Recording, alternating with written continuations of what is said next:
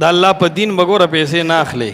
دا احناف چې د حدیث مقابله کوي عرب خبره سکی عوامو ته چې کله غیر مقلدین او علی حدیث باندې رد کوي دا وګوره کنه وی دا علی حدیث چې دی کنه وی دا امامان نه مني و امام بدی چې تم نه مني. د امام ابو حنیفه مسلک دا دی چې په تلاوت باندې به پیسې نه اخلي.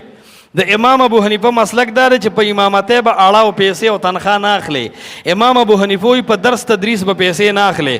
دا ټول احناف په امامته باندې پیسې اخلي اړې ته ناستي دوه سیری ته. نو اتوای دیزه خو ته قرآن هم نه منی امام ابو حنیفه هم نه منی.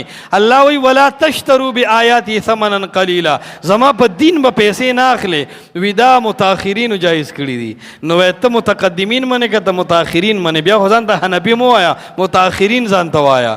وی دا امام ابو یوسف امام محمد جایز کړی دي بیا ځان ته یوسفی محمدی وایا بیا حنفی ځان ته سلوي.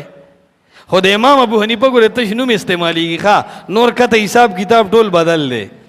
ولا تشتروا ما اخلي بآياتي فآياتونو زما ثمنا قليلا دنیا معمولی د الله دین به فری بیانې. دیو جن دا علما طلبا تاسو ځان کې هر اونر پیدا کې ګوره